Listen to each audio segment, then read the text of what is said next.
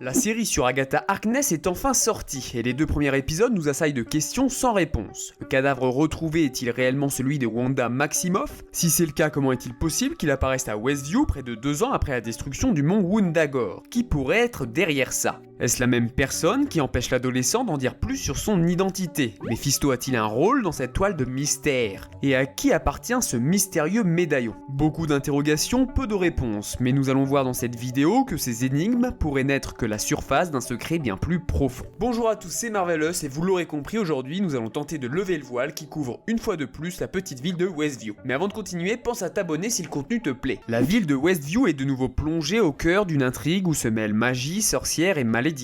Un cadavre a été retrouvé dans la forêt et tout porte à croire qu'il s'agit de celui de Wanda Maximoff, la sorcière rouge qui a autrefois pris possession de la ville. Pourtant, plusieurs éléments semblent discordants. Le premier est évidemment l'aspect temporel. Pour vous remettre les idées au clair, WandaVision se passe en 2023, Doctor Strange Multiverse of Madness en 2024 et Agatha All Along en 2026. Les événements qui virent la mort présumée de la sorcière rouge et la destruction du mont Wundagore se sont donc déroulés il y a 2 ans, et Agatha est restée près de 3 ans sous le maléfice de Wanda. Pourtant, tout indique qu'il s'agit bel et bien de son cadavre, qui semble par ailleurs plutôt frais. Les doigts noirs indiquant l'utilisation prohibée du livre des damnés, les cheveux roux, le fait que la terre sous ses ongles provienne d'un pays de l'Europe de l'Est, là où se situe le mont Wundagore, ou encore son état qui montre qu'elle a été écrasée par quelque chose de lourd, absolument tout porte à croire que c'est Wanda. Et c'est en partie confirmé lorsque son nom apparaît sur le papier accroché au pied du cadavre. Naturellement, une partie de ces mystères trouve leur réponse dans la magie. Et se pourrait-il que tout cela ne soit qu'une manipulation à l'attention d'Agatha Harkness? Quelques suspects me viennent en tête, mais nous y reviendrons plus tard. Gardez tout de même en tête que la police est intervenue et a trouvé le cadavre car un anonyme les a appelés. Un anonyme qui ne s'est à date toujours pas déclaré.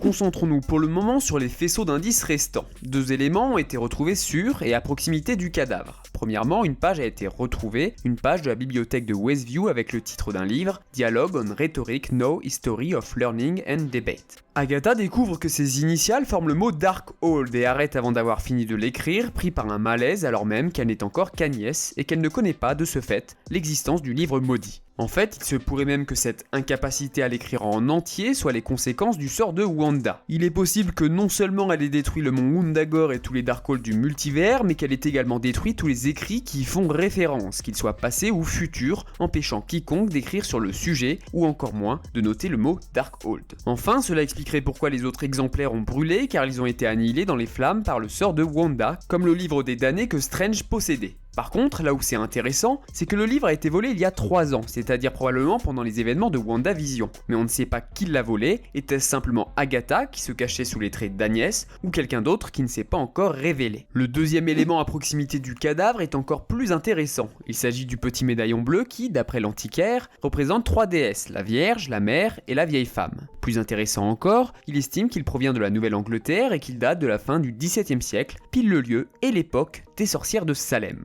Et ce n'est pas une coïncidence puisque l'on a déjà vu ce médaillon dans WandaVision. Souvenez-vous, une scène se déroule à Salem en 1693 où Agatha se fait juger par les sorcières de Salem pour avoir utilisé de la magie noire. Harkness finit par retourner leur sort contre elles et absorbe leur pouvoir, volant par la même occasion leur vie puisque seule la magie leur permettait de prolonger leur longévité. On ignore comment elles s'en sont sorties, mais ce sont ces mêmes sorcières qui veulent tuer Agatha à la fin de l'épisode 2 afin de prendre leur vengeance. Pour revenir au médaillon, celui-ci est porté par la sorcière à la tête du sabbat de Salem. Mais lorsqu'Agatha lui ponctionne ses pouvoirs, elle récupère le médaillon et continuera de le porter, même après que Wanda lui ait jeté le sort, la faisant incarner Agnès.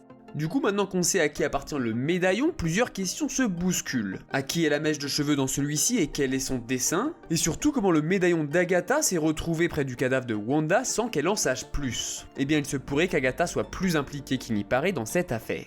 Lorsqu'Agnès discute avec Rio Vidal de l'enquête, elle mentionne le fait qu'un accident de la route a eu lieu 1 heure avant le décès à Westview. Du sang avait imprégné la banquette arrière et les 2 airbags de devant étaient déclenchés. D'après Agnès, son instinct lui dit que c'est lié à cette étrange histoire mais qu'elle a la drôle de sensation de faire fausse route. Et si Agatha avait été dans cette voiture avec la personne qui a déposé le corps de Wanda? Bien sûr, cet accident peut aussi être une simple coïncidence et servir à montrer à Agatha qu'elle ne sort jamais de Westview. Voilà pour les 2 éléments que nous avions sur le cadavre. Maintenant, intéressons-nous aux différents personnages et à leurs objectifs. Deux protagonistes font irruption dans la vie d'Agatha avant qu'elle ne se libère de son sort. Et ces deux personnages arrivent étrangement au moment où le corps de Wanda est retrouvé. Ce n'est évidemment pas une coïncidence et ces deux personnages doivent être liés de près ou de loin à cette nouvelle affaire. Je parle évidemment de l'adolescent dont je tairai l'identité pour le moment pour ceux qui veulent se préserver des spoils, et Rio Vidal.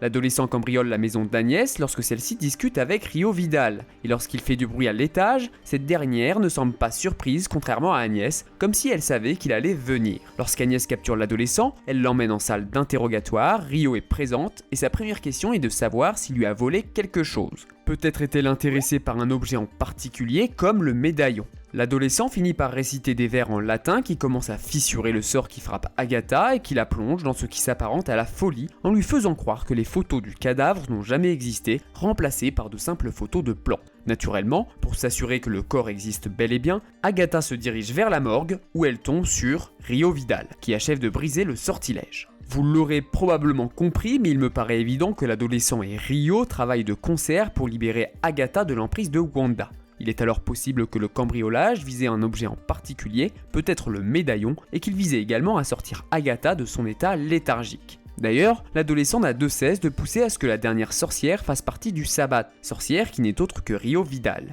A l'inverse, Agatha semble absolument vouloir éviter l'implication de Rio dans son entreprise, probablement car il semble beaucoup plus difficile de la manipuler, contrairement aux autres sorcières du sabbat. Mais alors, pourquoi ? Eh bien c'est toute la question.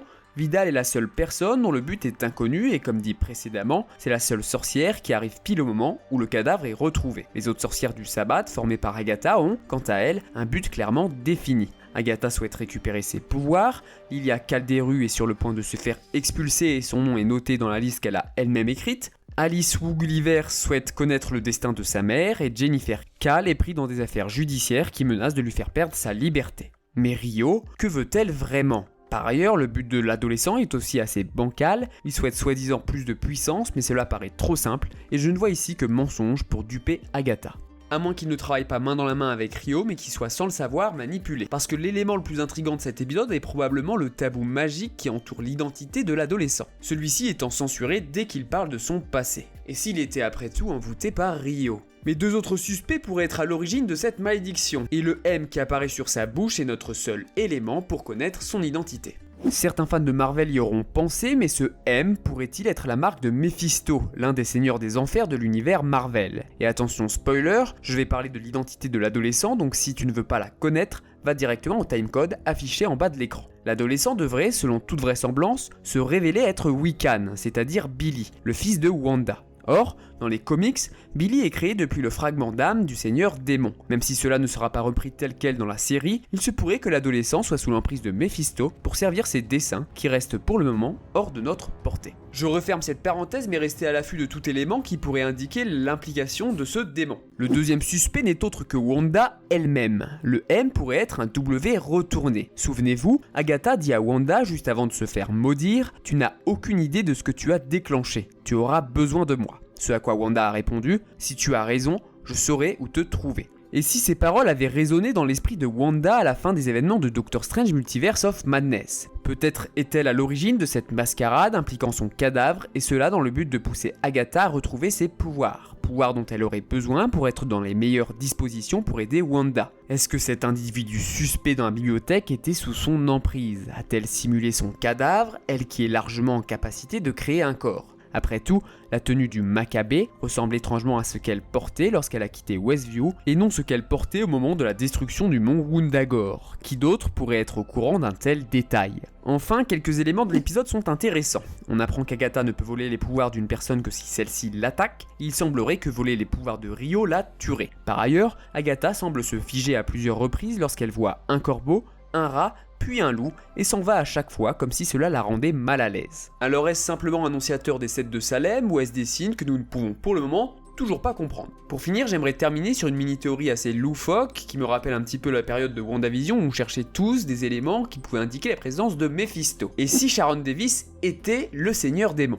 Lorsque les sorcières de Salem pénètrent la maison, les sorcières du sabbat semblent toutes inquiètes, mais Sharon reste impassible. Normal, puisque c'est Mephisto, et qui se trouvait dans son jardin, pile au moment où Agatha cherche une fausse sorcière. Sharon Davis. Plus troublant encore, qui arrête l'adolescent lorsqu'il tente de cambrioler Agatha. Tout à fait, Sharon Davis. Et ça ne s'arrête pas là, puisque dans cette même scène, la voiture de cette très chère Sharon éclaire Agatha et l'adolescent d'une lumière rouge, comme tout droit sorti des enfers. Oui, comme si le diable n'était autre que cette très chère Sharon Davis. Alors d'après vous, qui se cache derrière cette sombre histoire? Plutôt Wanda ou Mephisto? Si la vidéo t'a plu, pense à t'abonner, on se retrouve très bientôt pour de nouvelles théories, c'était Marvelous, à la prochaine.